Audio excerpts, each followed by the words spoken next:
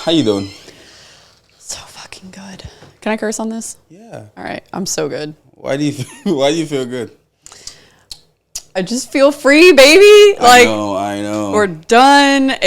I like literally, I know I've said this multiple times. I just haven't been so excited for something in years. And it just feels good. Like I can do what I want. I can spend the day. I can have hobbies. I have time for these things. Like I have time to like breathe. And I'm so excited for that. Like this is how everyone should live, I feel. So I'm feeling good. I like that.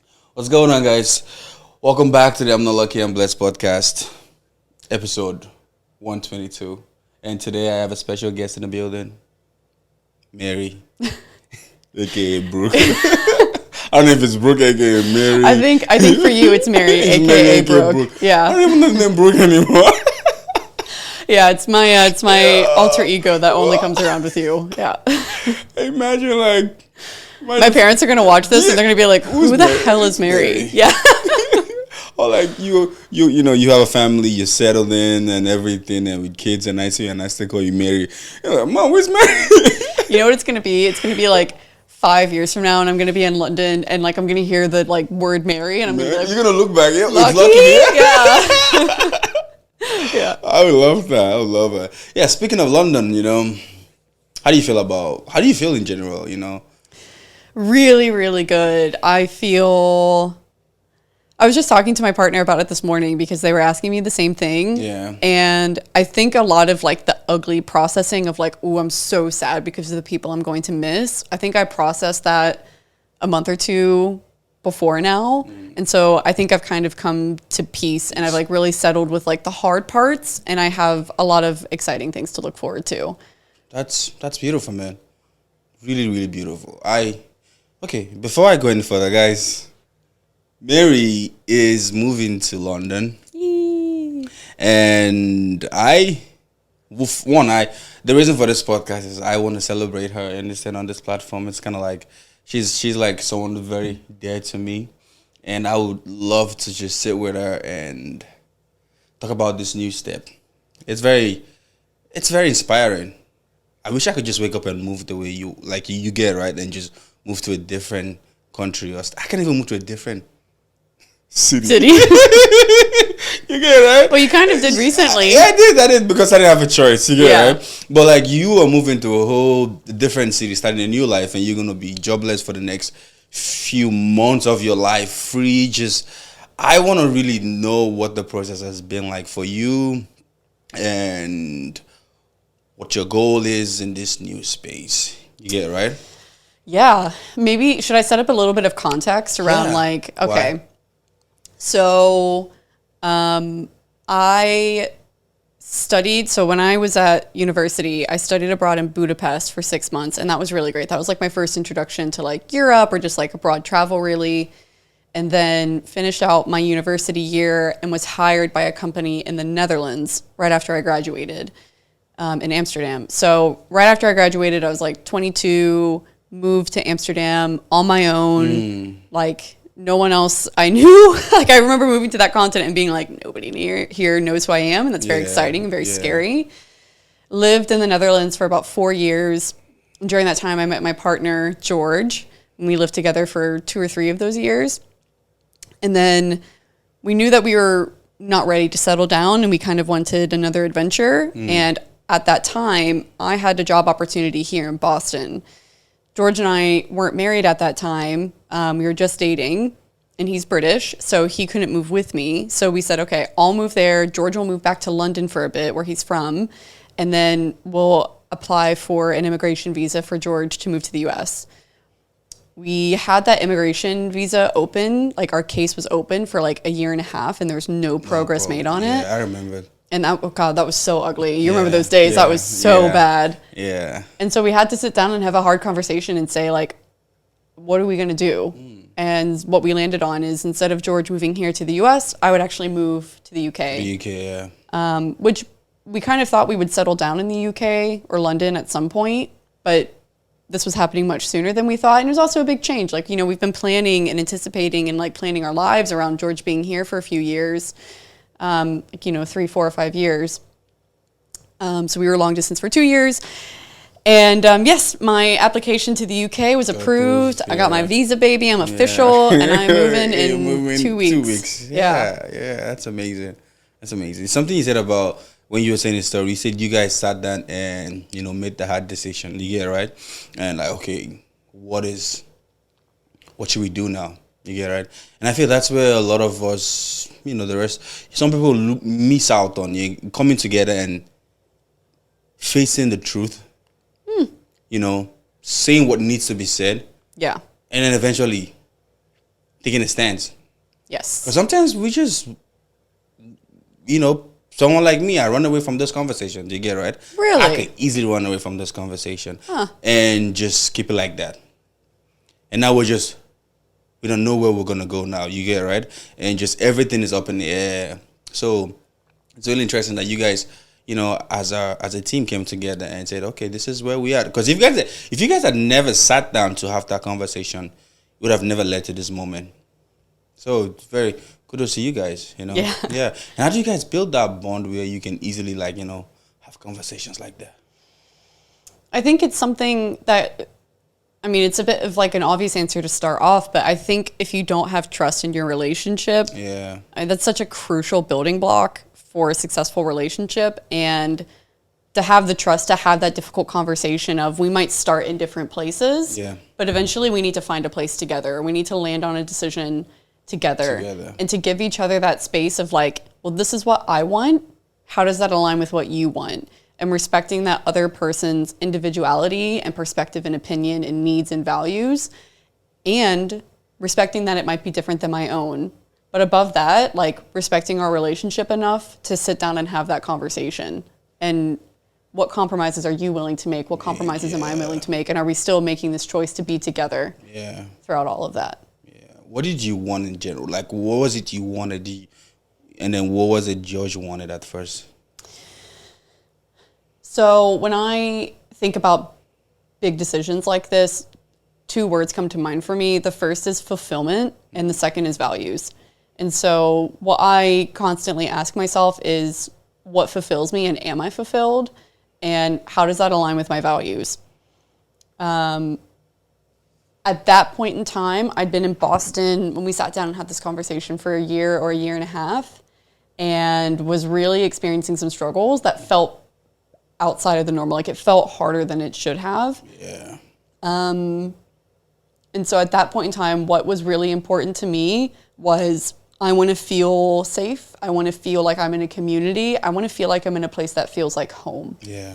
And I also really want to be back with my partner again. I know, that's like the biggest flex. I really would like to be back with my partner again, and not see them every 8 weeks. That would be great. Yeah. But then I had to ask, like, okay, well, how does that align with my values? I really value my independence. I really value that I'm very adaptable and flexible. I really value feeling a sense of community with where I am and feeling connected to where I am. So it aligned pretty well with those values. And I had to recognize that, like, I have people here that are so important to me. And I had to be realistic with myself that, like, I wasn't doing well here. I didn't feel like I was at home. I have people who are so important here, but you still. Yeah, it's like I felt like I was constantly swimming upstream, and it shouldn't be this hard. It shouldn't be this hard. Especially in a place like this where you have everybody here, everything here, you get, right? Yeah. It shouldn't be that difficult to. Yeah. Part of that conversation was we said exactly that. Like, it feels like we're swimming upstream. And if we were to stop swimming and just, like, see where that current took us, where would we go? And that's kind of where we landed. It was like, I think we'd go to London. Yeah. I think that stream would take us to the Thames, baby. You can't even tell. It's like, for now, it's like, okay, London, and then wherever the wave, if you guys can move from here to London, I think you guys can even move from London to somewhere else, you understand, right? For sure. Yeah, because this is like your main. If you can leave this place, like, okay, then any other place is pretty much like a temporary space. Yeah, and he's traveled. Like, he did 2 years in Sweden. He moved to Amsterdam on his own. That's how we met. And when we met, we had both just moved there. So I think it's also a little bit easier for us because it's not our first time moving. Like, we get how it goes. We get the decision process. We get, like, change and all of that. So I think that helped too. That's good. So you guys have been together for a long time, and how have you guys been coping with, this distance relationship. And it's not even like a city. This is Continents. You get it, right? Like Time zones, different things. Like, how have you guys been coping? Yeah. The first thing I do want to say is that we are lucky enough to find ourselves in a position where we can see each other every 8 weeks or so. So I would fly there, he would fly here. And that has helped tremendously. So I do, like, not everyone can afford that, or they don't find themselves in that position. So that helped us a lot. We're really fortunate in that way. But also what was really important was being really open and sometimes brutally honest, even when it felt vulnerable. Like, I like, my love language is quality time. Yeah. Obviously, I cannot spend quality time with him right now. Yeah. So how else do we find quality time? Is that through, like, I want to hear about, like, the average part of your day. Like, you just picked up a coffee. Yeah. Fuck yeah. Tell me about it. I love that shit. It's kind of like spending quality time through text, or, like, prioritizing a FaceTime. Hey, it's like, how's your day? Hey, how's with your day? something, how's your you day? understand, right? Just like tell me that you found a t-shirt. Yeah. Like, you're doing laundry. Like, I want to feel like I'm there with you. Like, I'm spending quality time with you. And the vulnerable part in saying, like, hey, I don't feel connected with you right now. Like, I'm feeling a little lonely, or like, I'm feeling kind of sad about it. Like, you haven't done anything. I feel connected to you. I'm just really sad about the situation. And really having that open communication about, like, what your needs are. Are they being met? What do you need? And what do you need from me as your partner? I think that piece became way more crucial.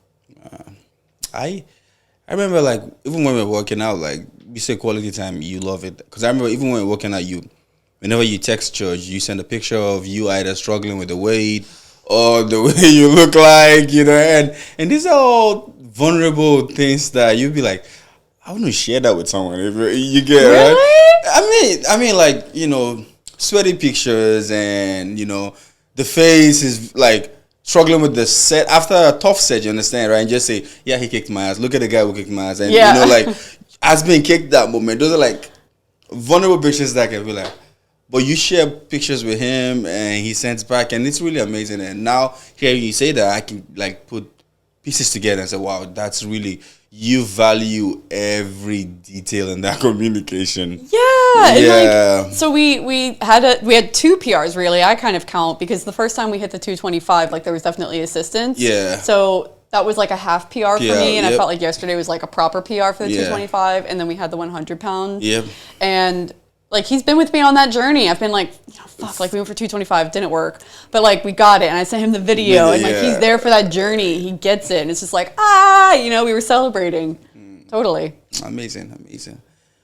I kind of see you becoming, like, maybe a relationship expert someday. Me? Yeah, like, you sit it there, like, you sit it there right now with your legs crossed. I can see a notepad in your hand. Yeah. And how does that make you feel? Yeah, I think maybe that's, like, part of the HR coming out too. Like, it gives you a similar demeanor, because you're kind of like, sometimes when you're in HR, not that I necessarily think this is the correct form of HR, but you can be a bit of, like, a therapist at times for people.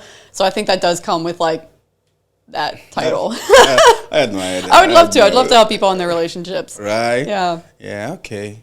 So when we started this conversation, you talked about how you earlier on accepted that you were going to move and started making, start facing that reality. Mm-hmm. And there's a quote that I came across literally today that says, if you know you're going to be anxious about it, start early. You get it, right? 100%. If you know you're going to be worried, if you know you're going to be anxious, or you started early, so you have that time to, make up for it. I got it from this book, Rich Dad Poor Dad, and the quote was like, if you know you're going to be anxious about anything that you want to do, start early. Mm-hmm. And now when you said it, that, you early started, maybe you said, telling your friends, start to, pack, emotionally unpack whatever you were feeling, and just now, some people will be, the stage that you're happy now, some people will be sad. Yes. As an anxious person myself, I have this thing where when it comes to big changes like this, I will like literally sit down and close my eyes and I will imagine like, okay, I'm at the airport. I've just said goodbye to whoever's dropped me off to the airport and like I'm on my own now. Okay, like I'm going through, okay, what am I doing? How am I feeling? What does it sound like? What does it smell like? Or like I'm on the plane on the way to London. What am I feeling? Like what is it literally what am I like? What am I emotionally feeling? What do I feel in my environment? What does the seat feel like? What does it sound like? And that's helped me a lot in terms of the emotions because I'm not surprised by the emotions in that moment and I'm not overwhelmed by them. So I'm like literally practicing going through those hard moments so that when that hard moment comes, I feel like I'm way more prepared for it. So when I am at the airport and I have just turned for my friends, I know like I'm ready for this moment. Yeah. Or I'm on the plane and I'm experiencing those hard emotions, like I'm ready for it. For sure. That's helped me a lot. Yeah. Big time. So you took your time to do all that for this process. Yeah, and it's not like you do it every day. Like, yeah. But it's just like kind of when you think about it, like, oof. Or like maybe if I'm feeling a little bit of like anxiety about it, I'm like, okay, you know what? Like I'm there. How do I feel? This, that, and the other. Or like I've been in London for 2 months. How do I feel? It's a little bit harder when you're that far out because you don't, like, I don't know where I'm going to be in 2 months. Yeah, in 2 months, yeah. Like, how do I feel? What does it sound like? What am I feeling? What am I thinking about? That kind of thing. But what if you got any plan B? Do I have a plan B? Yeah. I think plan B is where you start incorporating tools and healthy coping mechanisms. So let's say I'm at the airport or I'm on the plane. I'm like, wow, I'm getting really overwhelmed. What's a plan? Like, what do I know is a good tool or coping mechanism? Maybe it's like going through photos and being really grateful for the time that I've had. Maybe it's like sending messages to friends who have really meant the most to me and just telling them that in that moment, I really appreciate them. And I'm feeling emotional about it. Maybe it's listening to music, whatever those tools or healthy coping mechanisms might have. That's kind of like the plan B. I like that grateful part of it, because when you use the word grateful now, you appreciate people. You turn from crying to complaining to, being more, how do I put this? So if you complain about something, okay, it affects how you feel. Mm-hmm. You get it, right?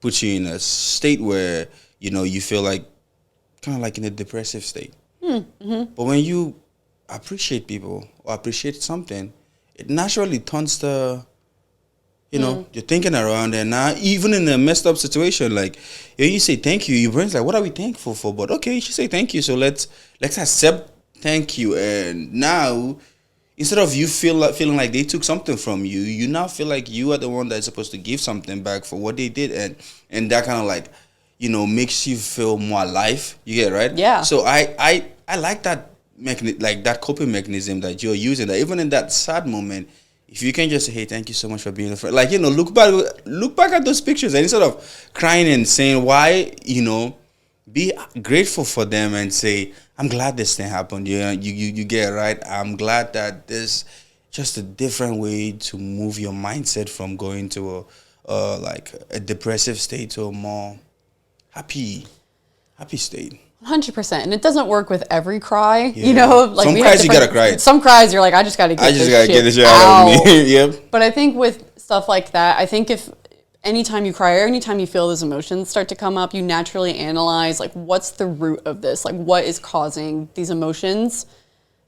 And I personally view crying as part of like the stress cycle, and I think it's really healthy to let it out because you are literally like processing those emotions and letting them out of your body in that moment. So I think it's actually quite healthy. But just analyzing like, what's the root cause of these emotions? And if it's something like that, like, I'm really gonna fucking miss these people, you should tell them that, because how fucking lucky are you to have people that you've cared about so much to the point where it's like caused this emotional reaction in you. Yeah. Like, that is so lucky. And it's like, what a awfully beautiful thing to experience. And I don't think that we should keep that to ourselves. I think you should share that with people in the best way. Like, imagine somebody texted you like, hey, I'm getting really emotional right now because like you've meant so much to me. That is a beautiful thing to receive, Yeah. So yeah, I think we should be more open with those moments, or even if it's something small, mundane, like, hey, I was just like on a coffee walk this morning and you just randomly popped into my head and I just wanted you to know that I was thinking of you. Yeah. Doesn't need to turn into a full-blown conversation, but like, just wanted you to know, you know? Yeah.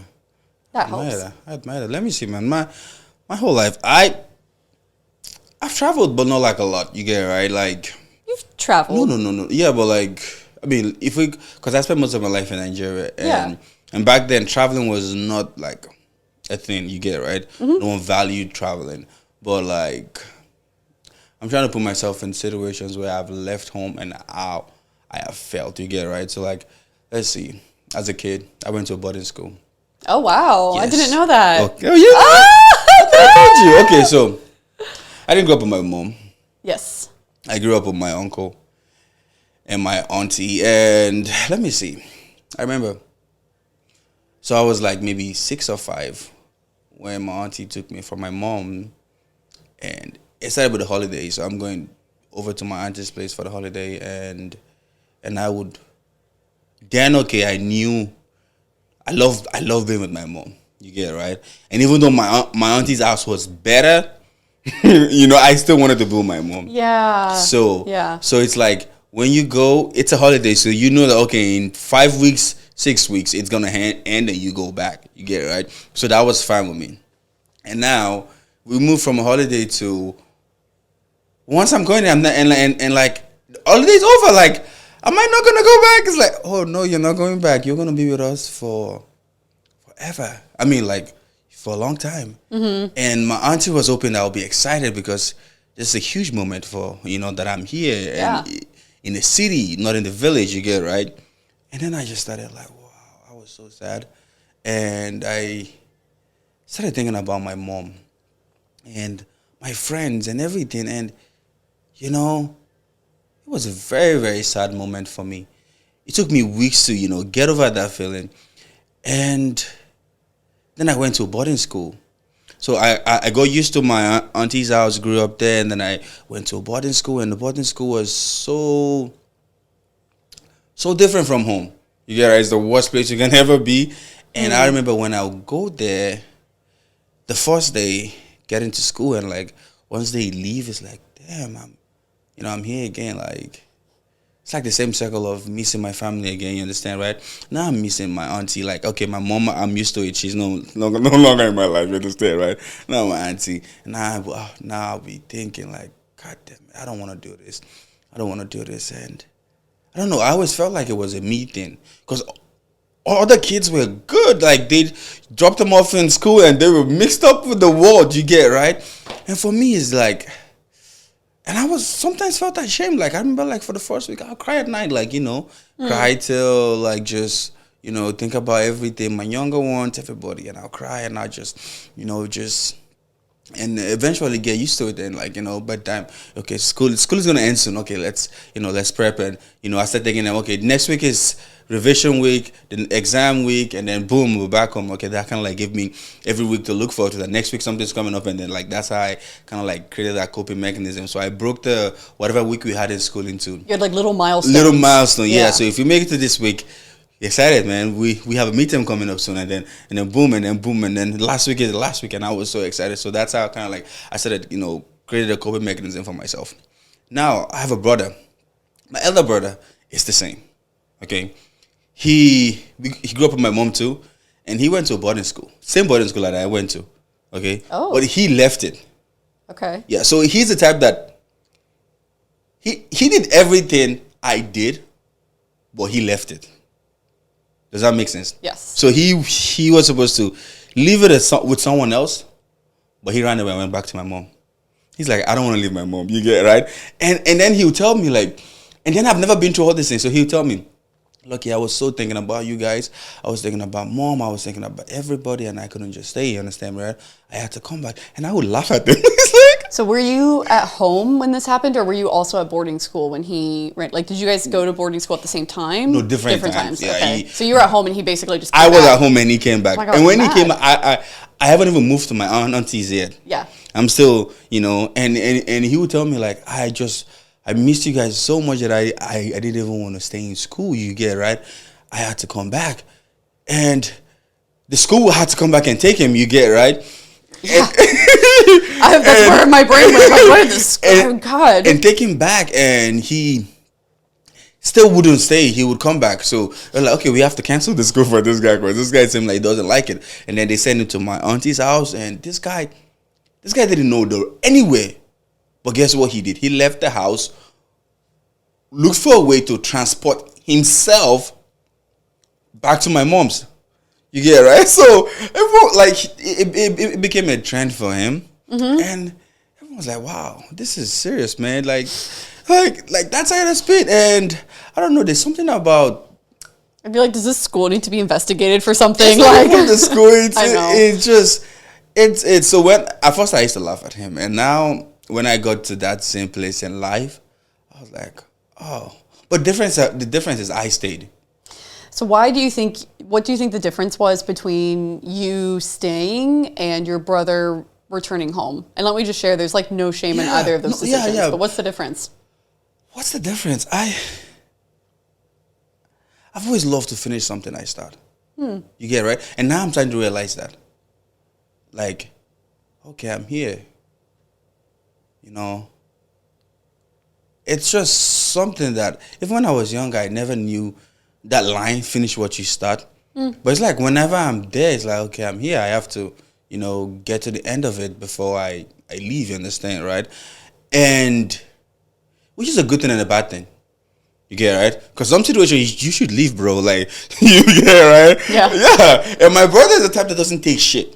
You get it, right? And which is something I admire him so much for. He's my hero. And like, the reason why I admire this guy is he doesn't like to take shit. He would walk away and make shit happen for himself. Like, if he's here and he doesn't like how you treat him, he doesn't like the way, if he's uncomfortable, he's going to look for a way to get out of there to a better place. I, on the other hand, I don't know. I always tend to stay to the end. But it's not been really not been a bad, the end has not been bad for me. You get it, right? Yeah. So. And it sounds like neither for him. Neither for him too, yeah. So now you're moving well, hold on, I just a question that came into my mind. Please ask me. And it might be no, but do you think that and again, there's no shame or no one response is better than the other, but do you think you tend to have a fight response and he tends to have a flight response? Like, this is not serving me, I'm getting out, versus you're like, all right, I'm gonna knuckle down and fight this and get to the end of it. Yes. It was a thought that I had, and I didn't know if that was really off base or not. No, that's really makes sense. Yeah. Really makes sense. Oh man. Okay, so there's a story way back. So when eventually, my brother and I came to the same place. We ended up living in the same house with my auntie, and he didn't like the environment. He wanted more for himself. Yeah, so he's the type that he wants more for himself. He he observes the environment and say, look, can I grow in this environment to be what I want to be? If it's not, he's out of it. So we were all in the same house, and he didn't like the way things were going for him. He didn't. On the other hand, I'll stay. Guess what he did? He looked for money and went to a different country. Wow. Yeah. Not even city or area, country. A country. Woo, okay. He went to Malaysia. And do you know when that happened? That was in 2012. Oh, no, 2010 or 20. Wow. Yeah, he got a visa for himself, made all that. Nobody knew. And one morning, he left and never came back. And he didn't tell you guys? He didn't tell anyone. Why? Because no one would give him the permission to. So he was like, I need to, under the cover of darkness. Yeah, he has never told anyone whatever even when he left the school and all that, he never told anyone. Yeah. Yeah, so he didn't tell anyone he left. And everybody was worried. Was he kidnapped? Was he missing? Yeah. Where is he? But leave a note or something. I know, leave a note or something. He didn't tell any friend. I didn't even know myself. Yeah. You get it. So So like, what was that? So he left, and everybody was worried. Like, where could he be? You know, is he dead? Is he missing? Is it that?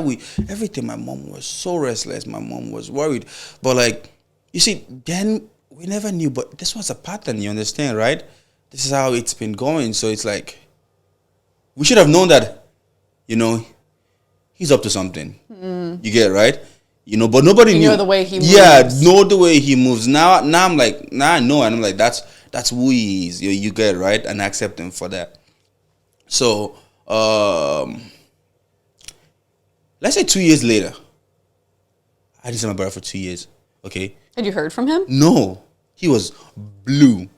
Okay, I got a call. You didn't hear. Nobody heard from him. We just moved on with life and he just didn't kept say anything. Oh my god. Anything. That's like. Yeah, I know. Close to like 2 years later or so. Did you think he was dead that whole time? Mary, we never know. I can't believe that. I'm sorry. Keep going. But like, there's one thing I knew he was strong. You get me, right? I knew he had a strong heart. I knew if he made up his mind to do something, he was gonna do something. But now, what has he made up his mind to do? Was the question. You get, right? Yeah. So we knew he wasn't dead. We knew he was somewhere. But like, what is it like? Is he doing a good job or bad job, or good friends or bad friends, or caught up or something? You understand, right? And if he was in trouble, we guessed he would call. You get, right? No matter where you are. So we just like prayed. And then 2 years later, I don't know where my phone rang, and it was I didn't even know it was my brother. Okay, let me just surprisingly, I just picked up the phone and like, hey, my mom's phone, and I was the phone, and my mom's number is a number that she has never changed. I know my mom's number even when I die, I think I'm still gonna know my mom's number. You get it, right? So it's a very easy number to know. So he called the number, and strange number, and I picked up, and it was my brother. For like years we haven't spoken, and I remember the first thing he told me was apologize. You get it, right, for the years and everything, and he told me that, look, I just wanted a better life for us, man. I just wanted to go out there and look for something better. Like, what we were having wasn't the best life. And felt like if I remained here, I wouldn't achieve what I wanted to achieve. I saw something out there, so I went for it. And, I wasn't pissed. I was happy to hear from him. And eventually, we started communicating more often than the first time but we still were insane because he didn't tell anyone. And his plan was, I just decided to just stay low because I needed to figure my life out. You get it, right? Calling back and forth wasn't going to help me. But if I just completely stay locked in for 2 years and hustle, I feel like I would get something more. So that's why, I stayed low. And my mom, everybody was so happy to hear back from him. So that's the story. But for me, I would never do that. I think a lot of people, if you're watching this and you're thinking about doing this, leave a note. I know, right? Maybe whatever you title this podcast, just like in parentheses, please leave a note. Please leave a note. Yeah, that's like flight to a whole different degree. That's like, woo, all right. Yeah. Wow. Yeah, I know. Do you forgive him? Oh, yeah. I love him for that. Like, even if he didn't succeed, I just appreciate the bravery, man. Whew. I appreciate the bravery because he did that. He did that. And no matter what happened, I always tell him, like, you're always my hero because what you did, you're like the bravest guy I've ever seen in my life. And I learned bravery from him. You get it, right?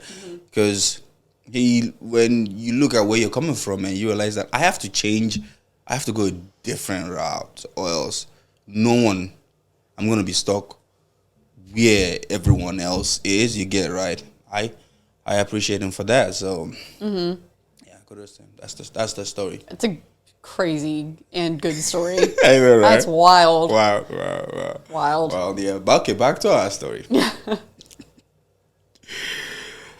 Oh, man. So, New city. What's your goal?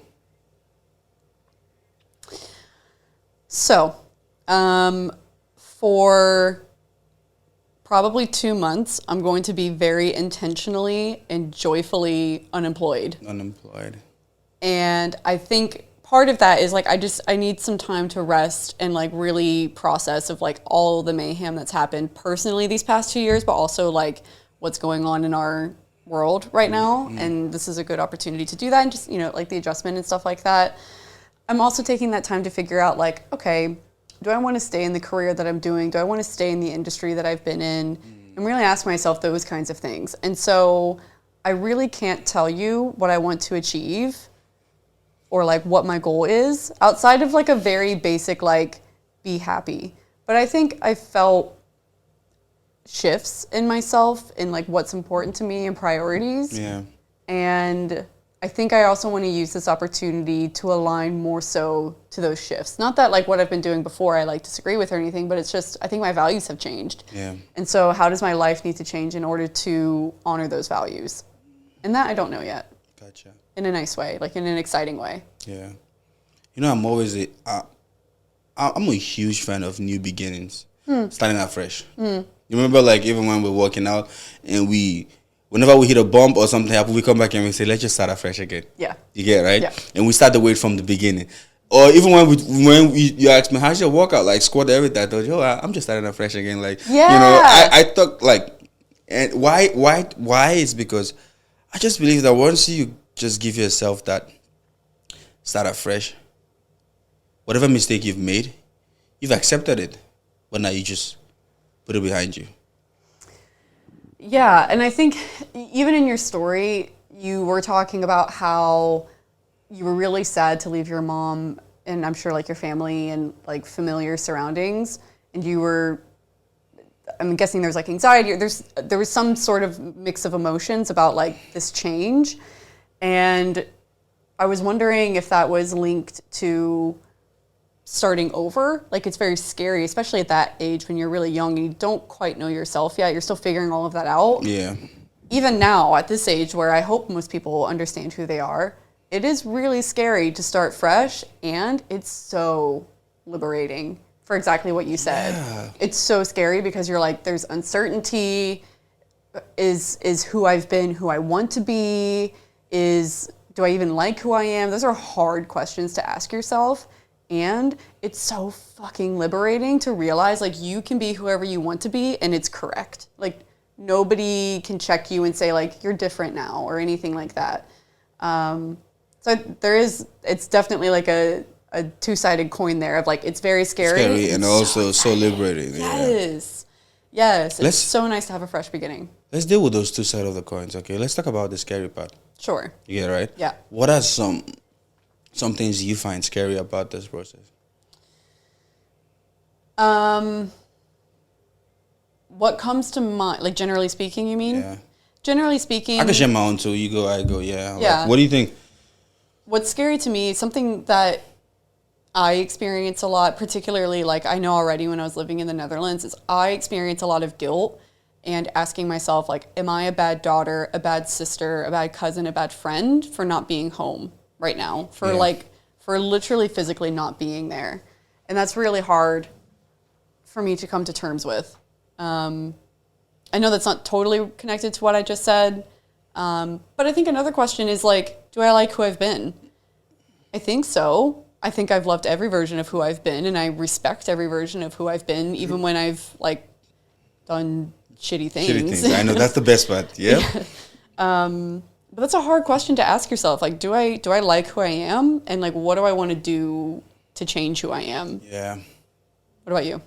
I think one thing I like, the scary part is I don't know. I thought people like, as much as I say I preach get comfortable being uncomfortable, I love comfort. You get it, right? Love comfort. If I don't have to change something, I wouldn't change.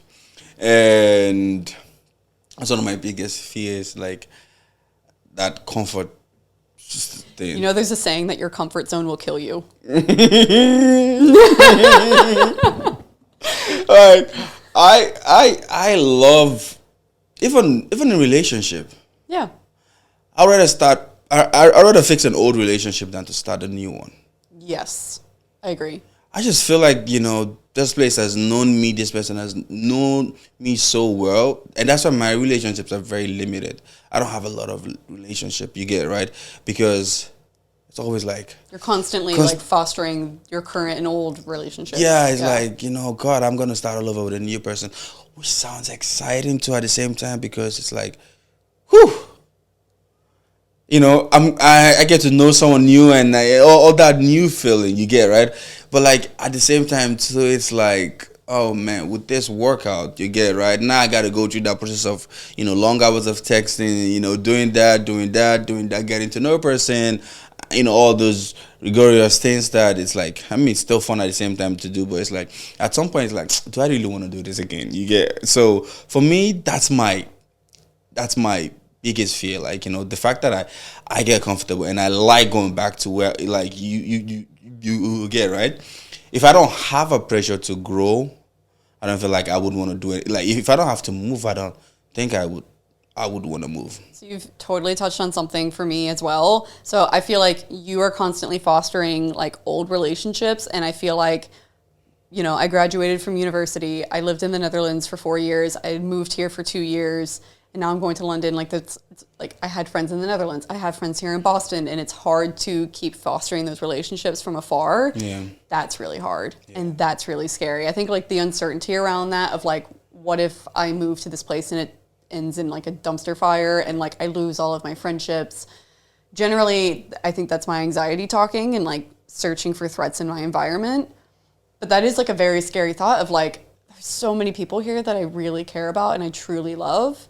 And the thought of losing them is really hard.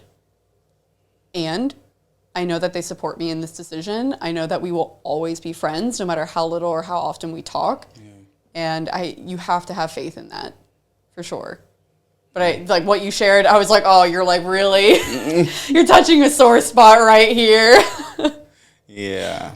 What about the other side of the coin for you? The exciting bits? Yeah. Yeah. I mean, to no fault of Boston, I haven't felt like a sense of belonging here or home. Really? When I walk around the city, I don't feel connected to it. Really? Yeah, for sure. Interesting. And I'm excited because when I've been in London before, I have felt that sensation. What about like, London made you feel that sensation? It's hard to put.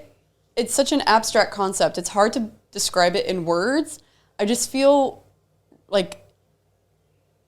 I feel really connected. I feel like I get it. I feel like I understand the culture. I see myself in the culture, like the banter. I love a good bit of banter. I love like the music. I love the diversity of it. And like, yes, Boston has music and Boston has diversity, but it's a different type. Yeah. Like we know I love techno. Boston doesn't have great techno. Yeah. But like there's so much public transit. You can walk everywhere. It's even those things like pub culture. I'm here for it, bitch.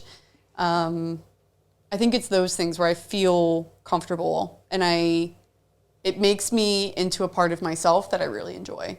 It's kind of like a friend. Like if you have a bad friend, it kind of brings out the worst in you, or like you don't feel the best when you're there. Yeah. When you have a good friend, like you're like, yeah, this brings out like a good part of me. Yeah. And I feel like that's what London does for me. That's cool. I think I learned from like new beginnings. I learned to like I think I always learn to like when BSc closed and I moved to Rodney, that space, powerlifter space. What I told myself was, now I control the trash I did in BSc, and be that was kind of scary for you too. Scary, yeah. But also it's like for me, I give myself that point that look at the lucky man. You could just start a new if you weren't more serious now, you could be more serious. You get right. If you weren't taking those clients serious out there now, you can give them more. So it's just that ability to say, okay, you know what? Now it's a new space. Let's just, hey guys, let's introduce ourselves and, start this journey again. If I was an asshole before, I'm promising you this time I will be, better. Are you an asshole at BSc? No, I'm just saying, these are like my thought process in that moment of Rodney's, because it was a very difficult situation for me to move to Rodney's again, and I enjoyed BSc, And don't get it twisted, I started my own business there, but at the same time too, I had to look for ways to positively value this place I'm going to, you get right. And one of the ways I could was saying, hey man, okay, just all things are passed away, all things have become new. Start afresh. Whatever happened to BSc stays in BSc. Now you can just completely focus on this space and make use of this, because also it's like the equipment there were not the same, you understand? So you're like, oh man, I wish I had this, but it's like, hey man, it's okay, It's like whenever you do a transformation, it's gonna get ugly first before it comes back good, you get, right? Mm-hmm. So it's like, okay, maybe that's like your downward moment where you can now build some core things that, when you get to the next space, you would, use it more. Or maybe you didn't appreciate where you were before. So like, life is just humbling you a little bit. So you can now value, okay, the next place you come out, I'll treat it better, I'll take it better. So 100%. yeah. 100%. I think something that I also think about when it comes to moving, so I'm just thinking about what we were talking about earlier with like values and things like that,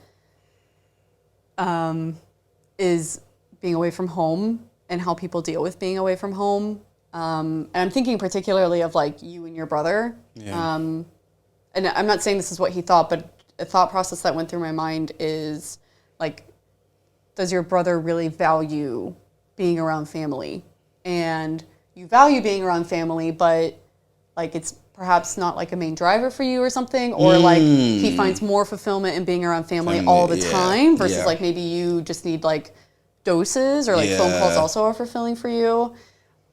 Because it is hard being away from home, and I think that's a really big obstacle for a lot of people to move, or do things like that. Yeah, no, he valued family, and he was expressive of it. You get right. He would express it, say, "I miss you guys." That's why he couldn't say. You get right. Fuck what you gotta say. If you wanna kill me, kill me. But I'm telling you, you understand right, that I really missed you guys. And then I was the type that I never really, I would make fun of. I would make fun of him, like, look at this guy crying. Like, I miss you. Like, what the fuck is all that? You understand, right? Yeah. But now you realize that that's what it was. You understand? It's no one's fault. There's no one that should be made fun of. Yeah, because of whatever. But like, I'm curious, cause you've already moved on, Mary. I've moved on. Yeah, you reckon? Yeah, like the way you sound about the culture there. Like you said, Boston wasn't you weren't connected, but you're already connected to where you're going, and I admire that. You've accepted your peace. You've already. You're already there. Talked to me like 2 months ago. It was a little ugly for a bit, but yeah. but no. I feel like we're the ones still. Oh man, we're gonna miss you. Well, I think also part of that, my roommate brought up a great point with this. Like part of that is like I'm the one taking action, so it's easier for me because I've got like adventure ahead versus like my friends and family who are here, like. If there's like a sense of like loss or like bereft of something, like there's like a little Brooke-shaped hole for a little bit, It's it's different. Versus me, I'm like, woo, I'm gonna go have fish and chips, and I mean, you still have a hole too, but but yours is I don't know, it's this unknown. You understand, right? The joy of the unknown. We here don't have any unknown. You understand? Right? It's like, we know. Certainty, lots of certainty. We know how this is all gonna turn out. You understand, right? But like, you're moving to somewhere that you could make new and better friends. You get right? I don't know about better, but like new friends. New friends, yeah. But I kind of think of it as like.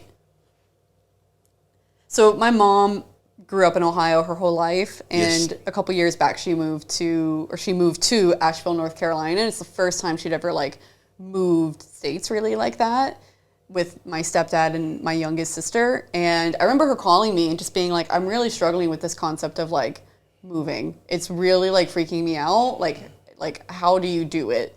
Particularly when it comes to like leaving friends and family and familiarity. And the way I think about it is kind of like checked boxes. So, okay, I'm living here in Boston. Like I've got friends, tick. I've got family, tick. But like, there's a lot of empty boxes there.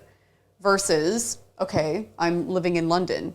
I've got a lot of boxes ticked here. I've got some friends, so we'll call that like half a tick. I don't have all of my friends, and I don't have my family. But like every other part of my life is fulfilled. Can I come to terms with that? Like, do all of these checked boxes on the scale outweigh or underweigh these unchecked boxes? And that's kind of how I view it. Like, also with what you were talking about, like perhaps for your brother or for you, like those scales were a little bit different. Like it's always going to be hard being away from your family. That is an ever-present sensation. But I'm lucky that I have the support and love of my friends and family. And every other part of my life would be fulfilled. And some people might look at that and say that's really selfish. And maybe they're right. To them, it is really selfish. But I feel like I'm not doing anyone any favors if I'm not okay. Yeah. I'm not fulfilled. Yeah, which is like the biggest flex. So when you check those boxes and you weighed you felt UK was, had more. Wow, Mary, I'm not broken.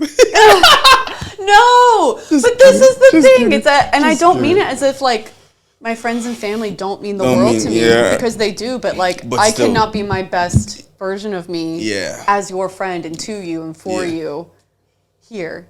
Makes sense. I'll still be back, bitch. Like I'll still come and see you. There's gonna be visits. It's not, but it's not, twice a week. It's like every 2 years. Once a year or so, yeah.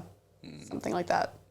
And that's like a hard conversation to have with yourself, because then you do question like, well, fuck, like, am I really friends with these people? Do I really love my family? Yeah, that much to go back every... Yeah, but it's not a but, and it's not an or. Yeah. It's an and. I love my family, and I love my friends, and I recognize this isn't the place for me. Yeah. I will still love them just as much as I do right now. Yeah. Just in a different context. I love that. Yeah. Yeah. Just admire the fact that, you say 2 months from, 2 months ago you weren't like this. I want to know, how were you like? Oh, yeah. Yeah. I've known that I've been moving for like 6 or 9 months. Yeah. And that whole time, it was just like a lot of excitement. It was about like, I'm going somewhere. There's a lot of excitement.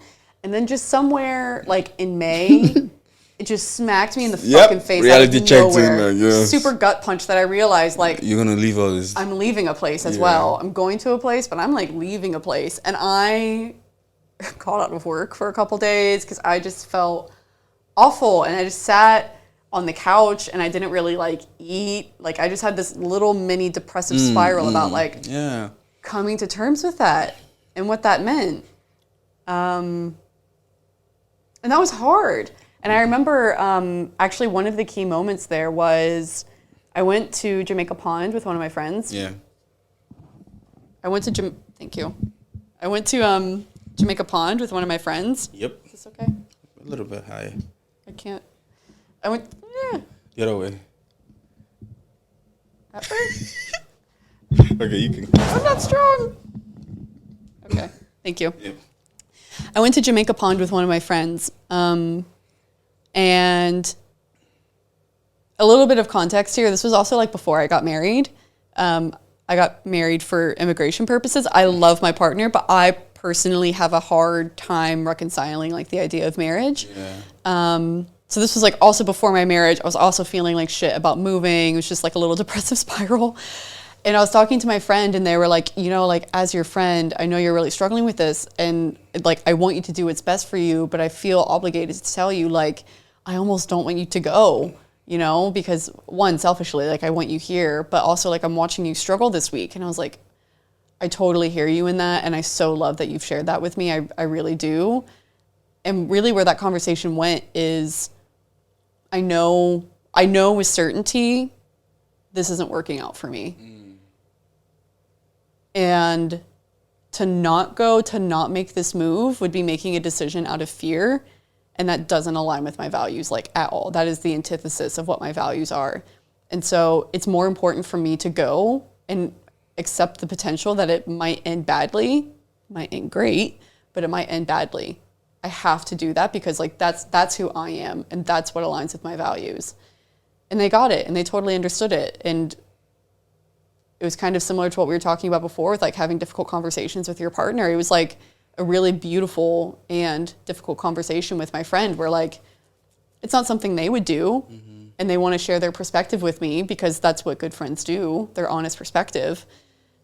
And I heard them. I absolutely heard them. And I explained my perspective of like, that's not who I am. I have to do this for me because that's what my values are. And maybe it ends up in fire and I come back here and I'm like, Solano, you were totally right. But I have to do it like for me. Yeah. I think no matter how it turns out, you would be happy. You get it, right? Yeah. Just sorry to go, but just the fact that you did it.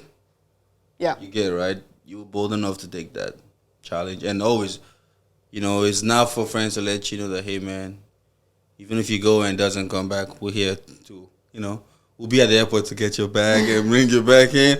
And if you don't, even though it goes well, hey, Mary, we're still here with you, okay? Like, because it takes guts, yeah, right? Bravery to, when people like, stay in places that they don't enjoy, like, they don't feel alive, but just the fear of waking up and saying, you know what, I'm done with this, understand, right? I want to move to somewhere else and feel better. And that's why I really wanted to have this conversation, because I wanted that story to be heard, that no matter the situation you are in, you've been enjoying, like you guys endured for months to get to, figure this out. And like you guys weren't even thinking about this plan. There was only one plan here. And now this plan came, and now this is the plan that you are. So you're like, yeah, I can see this happening. You get it, right? Like, so it tells you that sometimes maybe that plan you have, right, that it's not working out, has a reason why it's not working out. You get it, right? 100%. And that reason is because maybe someone's trying to save you for something, Imagine, what would it be if it worked out and you and Georgia were here? Like, maybe George would have liked it, but would you be happy? That's the question now, you get it, right? Would you still be this Mary, or would you lose yourself? You understand, right? Like, what would it have been for you if George, I mean, it's hard to say, but like, So the plan was never for us to stay in Boston like forever and ever, amen. Yeah. We knew that there was some sort of a time limit here. Again, like maybe that was 5 years or 6 years, but like 4 to 6 years is kind of what we were thinking. I've been here for 2. Yeah. I think it would have been, I don't think I would have felt any different about, like, I don't necessarily feel like I belong here, that I'm at home here. But I think it could have been a little bit more of an enjoyable ride, because you have your partner with you. You have somebody that is experiencing that process with you. You have a tether. You have a friend with you always. And it definitely takes stress away that I've had the past 2 years of, like, visiting my partner, and, like, I would be here more. I would have, like, more finances that I'm not spending on flights and things like that. And so I think it could have been a longer experience here in Boston, and maybe in some ways like more enjoyable, to no fault of Boston's, but to the fault of the immigration system. But I think it was always in the cards for us that we were probably going to move to London afterwards. I think, to answer your question concretely, I think the only difference is that we would have been here a little bit longer. Gotcha. And I think it would have been a little bit easier. Yeah. Over the course of that time. When you say easier, like how? What would have been easier? I think the process of going to London would have been easier, or I think just like living and like the day-to-day life, like I'm not like struggling right now or anything like that, but it would be easier in that, like, if I miss my partner, I can go over and kiss him on the head. I know. Or like if it's a bad day, come home. I mean, dude, even just like, I am dying to walk down the street holding my partner's hand, like going on a walk, going nowhere. It can even be raining. I don't give a shit. I just like want to walk down the street and hold my partner's hand. Yeah. That's it. That's so cute. Yeah, but just like little stuff like that. And so then I think when you yourself are tethered a little bit better like that, you have more energy to spend on other things. So, I could do more things, or I could see more people, or some things that I couldn't go to because I didn't have the energy or the time or the finances. Maybe I do go. But I don't think it would have been a drastically different experience. Just, I think, a little bit more smooth. Man, honestly, whatever that makes you feel alive. Yeah. That's what I want for you. I appreciate that. And I think the biggest thing to come out of this for me, I was talking about it with my roommate recently, is it's worked for me. I've had so many beautiful, wonderful experiences that 10-year-old me would never dream of. And sometimes I talk to people and they're like, oh, like I really wish I could do that. And then you ask them like, okay, well, like, why not? Like, why not? Yeah, why can't you? The biggest thing is like, there's always going to be a reason not to go. It's never going to be like the good time or the perfect time. If you want to go, you will absolutely figure it out. and it will be a success story for you in one way or another. Like, you will learn something. Yeah. I think you'll look back on that fondly, and I think you'll be really proud of yourself for doing it. It's not for everyone. I don't pretend that it is. Yeah. If it's not for you and you're fully aware of that, I get that. Yeah. But if you do catch yourself daydreaming about it more often than you like, yeah, then it means you will figure out the obstacles. You just have to commit to it. How do you guys figure it out? How did you figure it out? So we got a little bit lucky. So we were like in it for the long haul. We were like, you know what? This has been an absolute nightmare. There's no way it could be any worse for me to go to the UK. So we're going to commit to it and we're going to do it. And we had decided initially to do a 90-day fiance visa. Yeah. And we were talking to our like solicitor, and he was like, well, you know, if you guys can get married before you come here, it'll be a much faster, cheaper, and overall better experience for you. And we're like, yeah, we would love to do that, but like, we can't get married anywhere without a visa. And he was like, Denmark. So Denmark is like the only place in the world where you can get married without a visa. And it's internationally recognized. Yep. And so we did that. We got married in May in the Faroe Islands, which are a kingdom, part of the Kingdom of Denmark. And that drastically expedited the process. So we just committed to it, and we ended up getting married on this like magical fairy island between Scotland and Denmark. Which was very beautiful. Iceland, yeah. Probably show the pictures and this. It'll pop up. Yeah, sure. I'll try my best to show pictures of here. I mean, really, we just committed to it. And we said, like, every obstacle that we're going to face, we will find a way to get through it, over it, around it, under it. Like, we will get on the other side of it. And I think that's the same thing for everyone. It may not be, like, a marriage visa for you. Maybe it's something else. But, like, if you commit to it, you will absolutely figure it out. There's so many, like, ins and outs. Talk to people. Ask about their experiences, how they did it. Like, you'll figure it out. Man, I love it. Shit. This is a question I had in mind. Oh.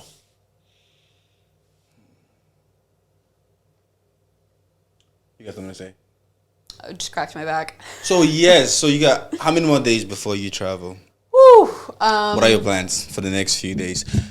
Great question. So, now that I am joyfully unemployed for a bit, my time has freed up. So, I think a lot of it, like, people are like, are you going to do, like, crazy, like, cool Boston things? And, like, yeah, maybe that pops up. But, like, because the thing I'm going to miss most is the people, I'm really trying to prioritize the people. So, like, I have one of my best friends coming over tomorrow and making dinner for them, going out to dinner on Sunday, or, like, going kayaking with my roommate.